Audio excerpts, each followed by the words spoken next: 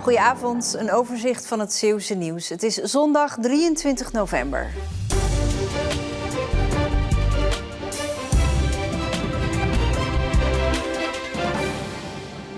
Deze kerkgangers in Tholen vierden vanochtend dat hun katholieke kerk 125 jaar oud is.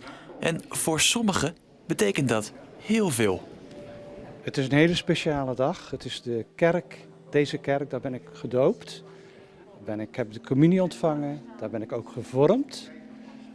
Ja, fantastisch eigenlijk. Fantastisch, ja. En wat wij vandaag vooral vieren is dat we iets hebben kunnen erven van onze voorouders. Iets wat ze hier neergezet hebben, iets mooi gebouw. En dat wij proberen in stand te houden ook. En wat we willen doorgeven aan een nieuwe generatie. Alleen die nieuwe generatie ontbreekt nog. De kerkbanken zitten nu vol, maar dat is niet vanzelfsprekend.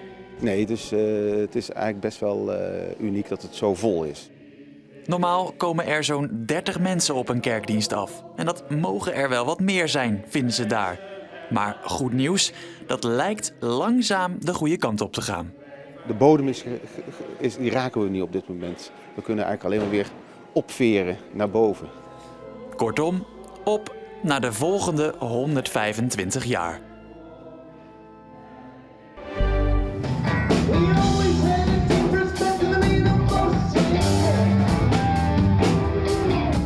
Voor de 63-jarige Carlo Dovenmond uit Terneuzen kwam zaterdagavond een wens uit.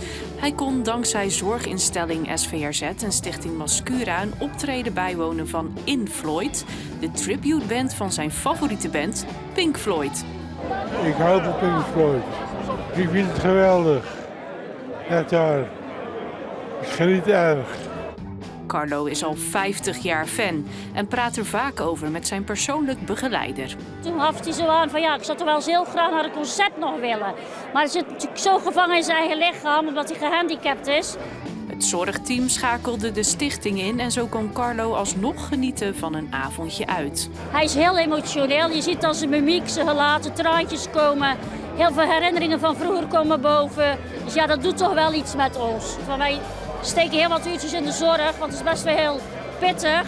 En dan is het gewoon heel mooi dat je nu een cliënt op een andere manier ziet. Als alleen maar zorgen, zorgen, zorgen. Dat ook dit heel speciaal is voor iemand. En klinkt het ook een beetje als de echte band?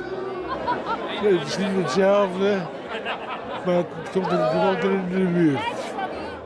Naast het optreden kreeg Carlo ook de kans om de bandleden te ontmoeten.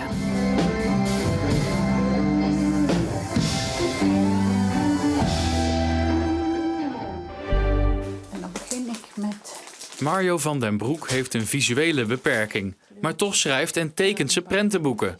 Haar tweede boek is net verschenen en ligt in de boekwinkel. Ik zie met één oog 5%.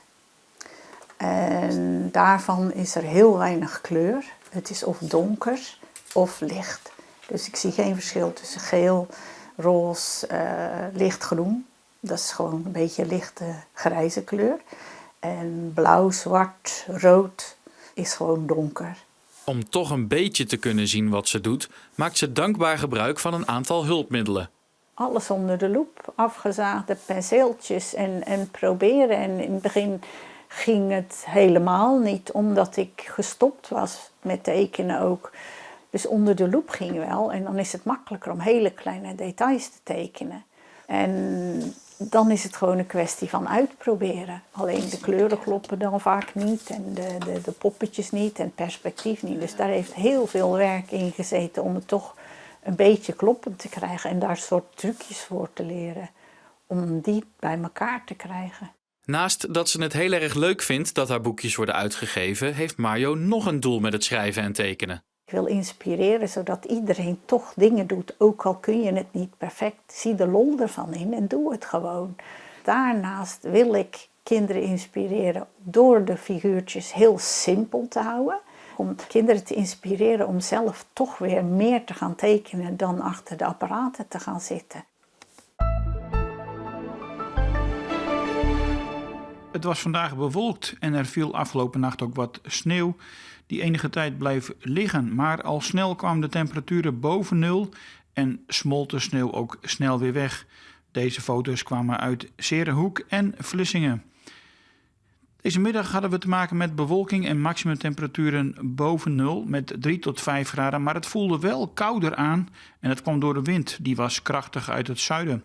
En iets verder landinwaarts stond er een matige tot vrij krachtige wind. Dus in totaal stond er een windkracht 4 tot 6.